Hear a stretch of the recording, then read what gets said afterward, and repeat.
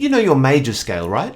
But do you really know it? Like really know it? Could you, for example, play it in 20 unique ways? If you can, then you'll be able to play your way out of just about any corner you play your way into. And if you can't, right now in this video, I'll show you how you can say goodbye to stumbling over notes, whether you're trying to play fills or improvise or anything like that, by really getting to know the major scale.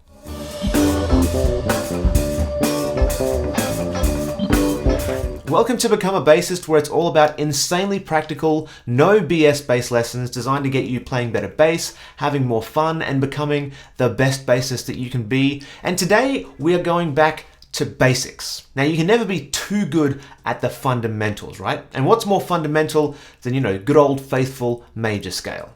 There's not much, right? It gets used in just about every style of music at some point or another. It forms the basis for your modes, which are also super important. You can build chords from it, all that stuff. So in this lesson, we're going to go through, just about every version of the major scale that you could possibly need, plus, a few ones that you probably don't. Now, if you know your major scale, and I mean really know it, then the days of fumbling over notes because your fingers kind of don't know where to go, those days will be history. So anytime you're creating a bass line, playing a fill, improvising, you can figure out what your fingers are going to do automatically and just have them go where they need to go. Now, as we do these, we'll obviously be using the 4 fingers in the fretting hand. We'll label them number 1, number 2, number 3, and number 4. So index is number 1, middle number 2, ring finger number 3, pinky number 4. Sound good? Sweet, let's go. The first way of playing the major scale I want to show you is, the kind of stock standard way. So let's use G major for this. And you're going to start with your middle finger, finger 2 on the E string. So just find the G, 3rd fret, and play it with your middle finger. And if you're doing 1 finger per fret, you play the middle finger or finger 2 plus your pinky on finger 4 on your E string, so that's 2, 4. Then on your A string it's 1, 2, 4, and then finally on your D string you play 1, 3, 4. So you have 2, 4, 1, 2, 4, 1, 3, 4. Middle, pinky, then index, middle, pinky, then index, ring, pinky. So that's your kind of standard major scale shape. Now that shape, you can play that anywhere in your bass and it'll work. It'll work up here, down here, different keys. Yeah, it's going to work all over your bass. But you can also extend the range of it in that one position. If you start on the E string, you can play 1, 3, 4 on the G string as well. So you get more options, more juice out of that one position. One super important skill is being able to start any scale using any finger in the fretting hand and just be totally fine with it.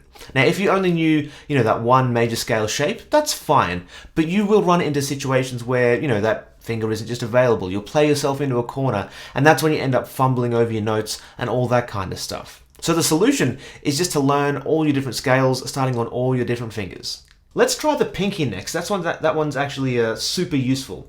We'll actually start with this G major scale up here on the 15th fret though, so we don't run into our open strings. So if you play the G, 15th fret on the pinky, that means the A, B, and C are right in position on your A string, 1, 3, and 4. Then on your D string, we'll play with the D with the index finger and the E with the pinky. Now, why the pinky? It's because we'll have to go down to the 11th fret for the F sharp and with our index, and then end with the G on the 12th fret with the middle finger. So that's it, we get this. Just like that, major scale starting on the pinky. If you wanted to as well, you can play with the pinky above the A to give that, 1 note of extra range. Just like that. Now, what about starting on the index finger? You can do that too. Although if you did, it makes more sense to kind of stop doing the 1 finger per fret thing and play 3 notes per string. You see a lot of metal guys play scales and create riffs this way. So let's go back down to our low G, and we'll play G, A, and B on the E string. So G, A, and B. So 1, 2, 4. You might have to do a little shift between the first 2 notes, depending on how big your hands are and how small your bass is, I guess.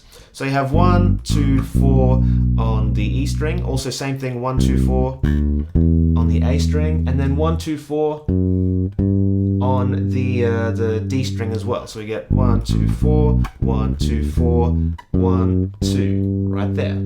Now, like I said, this can be a bit of a stretch and maybe a bit more advanced, but if you struggle with this, try taking it up higher on the bass where the frets are a bit closer together. So you might start on this G up here. Just like that, yeah? A little bit easier when the frets are closer together. And you can also extend the range of that one if we're starting on the E string. We can actually go up, add the fourth finger, and then 1, 2, 4 on the G string as well. Just like that. This gives you a huge range to work with in one position. It is an extended position, but if you've got the reach in your hands, then it can be awesome. By the way, if you want all the different versions and different ways of playing the major scale that I'm covering in this video, I've put them all into a single PDF that I'm calling the Major Scale Encyclopedia. You can almost use it like a reference guide for the major scale. You can download it for free by clicking the link in the description, filling out the form on that page. Download it today and you can learn all these at your own pace. And like I said, it's 100% free, so let's power forward right now. Now, what about starting with the ring finger? This one's actually probably the least useful of the fingers for this particular scale. Now, why is this? It's because if we're starting with a whole step like we do with the major scale, and we're comfortable with, one finger per fret, we can't actually play the next note in the scale starting in that position. Check it out. If I play this G with my ring finger, my next note is an A, but my my index finger is hovering over the B flat on the next string, and my pinky finger is hovering over an A flat, both of which are not the right note. So one is one half step too high, and the pinky's a half step too low. Now, we are in G major, so we can kind of get around this by using open strings. You'd end up playing G with the ring finger, open A, B, and C with finger 2 and 3, then open D, then E and F sharp with fingers 2 and 4, and then open G. Now, it feels weird, and this one isn't that useful. So, for other scales that start with a half step, like, a Phrygian scale or a Locrian scale, it does become more useful to start on that third finger. But for the major scale, I wouldn't worry about using this one too much. Let's keep going. Now, so far, we've been, pretty well obsessed with one position, right? But what if we threw all that out the window and played this whole thing on one string? That'd look like this. You'd have G and A in one position, then B, C, and D in the next position, 1, 2, and 4. Oh, by the way, down here, I'm just using 1 and 4. You could use 1 and 3 as well. You could even use 2 and 4. It's just more comfy for me to use 1 and 4 there. So G and A in the first position, B, C, and D in the next, and then finally E, F sharp, and G. So from the bottom you go 1, 4, and then 3 notes for the next one, 1, 2, 4, and then 1, 3, 4 up the top. Now, learning this way the major scale will really help you internalize the formula that the major scale is made up of. From this note to this note, it's a whole step, all that kind of stuff. You have this formula that goes from first note to the next one is a whole step, half step, and then whole step, whole step, whole step, and then finally half step at the top. Very helpful to know if you ever get a bit lost. The formula can keep you, on track. Now, so far, I've only been doing one octave, right? Things start getting really fun, though, when you go through multiple octaves, 2 octaves. That means starting at this low G down here and ending up at this high G up here. Now, there are plenty of different ways to do that. Now, a really common one that upright bass players use is to essentially, get to the G string as fast as possible and then go up from there. That would mean starting down here, using the same shape that we already know, the first one we used, and then using the extended version of it, and keeping going up the G string right there. So that's what we used before. And then for this one, I played A here and then did a shift up here so I can get these 3 notes in that one position, and then the final 3 notes in that position there. So we end up going regular shape, then 1, 1, 2, 4, 1, 3, 4. You could also go 1, 3, 4, and then 1, 4 or 1, 3, and then 3, 4, but it's a bit more awkward, so I like to do the... That said, though, there's tons of variations that you can use with this. See how when we start doing more than one octave, we start to have a lot more options? What if we started on the index finger and used the 3 notes per string approach? We'd get this.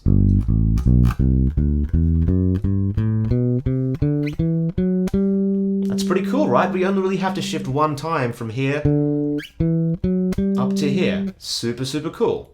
Let's take the same idea of going up the G string, but do it on the D instead. That might look something like this.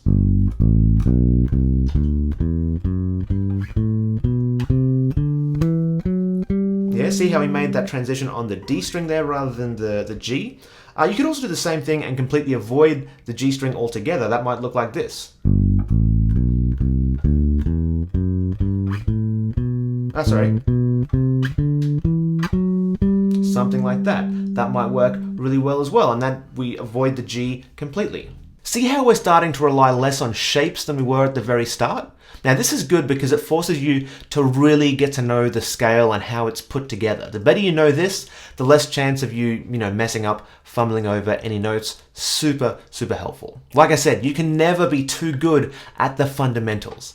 Let's try the same thing on the A string, ascending on the A string rather than the D or the G. That might look something like this.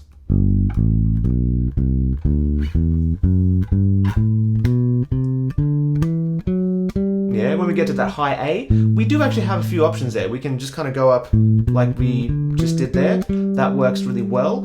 We could also, rather than relying on the A string, on the G string, we could just go up the D string. So it's kind of like a hybrid of the one we just did before.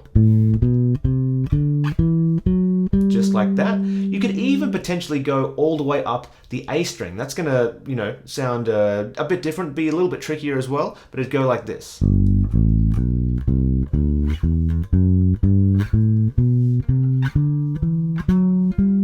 All the way up to that 22nd fret right there. Now, depending on your bass, this version gets a little bit weird to play. It's probably not the most useful and practical, but it's good to be able to do.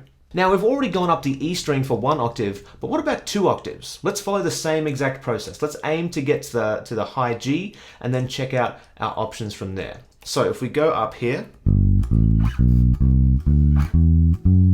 yeah, if we land with our pinky on the G, then we can just plug in our major scale pinky shape from before. Pretty cool, right? See what I mean about it being useful to play your scales starting on any finger? So if you do end up on like that kind of situation, it's right there. You don't have to go searching for anything. What if we followed the same process, but instead of going to the G string, we just stayed on the D string right there? Then we'd have something like this.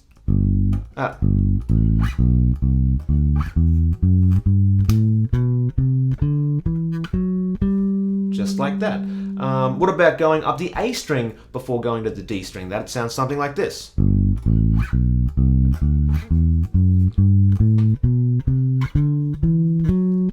Something like that. You could also just keep going up the E string as far as you could before switching to the A. That might sound something like this.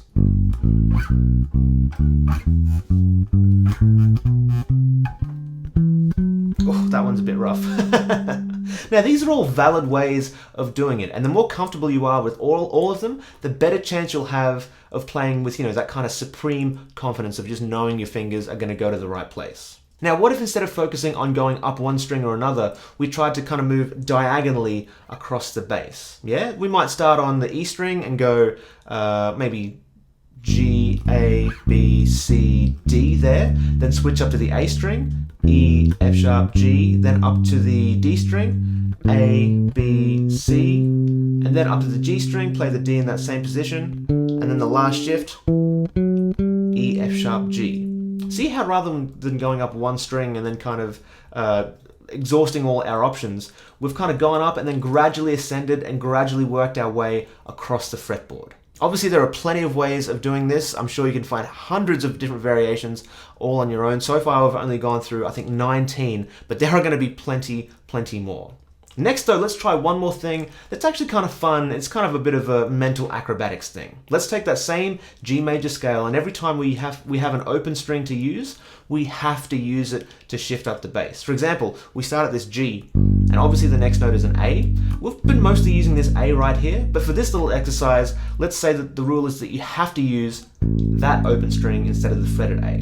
So in this case, you'd have to play the G, open A and then shift up to this B right here. But the next note after the C is going to be a D. You're not going to play that one here. Instead, you'll play the open D right here before moving on. E, F sharp, but no G right here, because again, you've got an open G that you can play before you move on from there. And from there, you can do some cool things as well. You might go like this.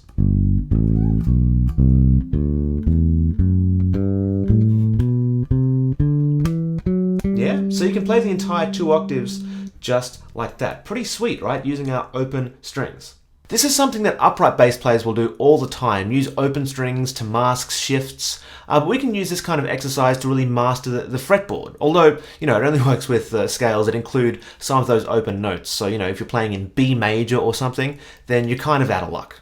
Now, we've been through 20 different versions of the major scale, but is this every possible variation of the major scale? No, of course not. There's different keys, different starting positions, hundreds of different ways to practice your major scale. And we haven't even talked about, starting to play notes out of order in the scale or use more than one note at a time. There's so much you can do with this one scale, but these just linear versions going up and down, they'll give you a good starting point and a good variety of ways to think about the major scale if you want to get, really to know it better, and so you don't get tripped up if you ever need to play fills, improvise, all that kind of stuff. Now, I've just been blazing through these, but I really recommend that you use these ideas and take as much time as you need to let them sink in. I know I keep saying it, but you can never be too good at the fundamental things. And if you need a hand and want all these different ways of playing the major scale all in one place, then click the link in the description, or also right here, fill out the form on that page. Once you do that, I can send you the PDF with all the different variations that we talked about in this video, and you can use it to start mastering your fretboard and your major scales today. So I'll see you in there.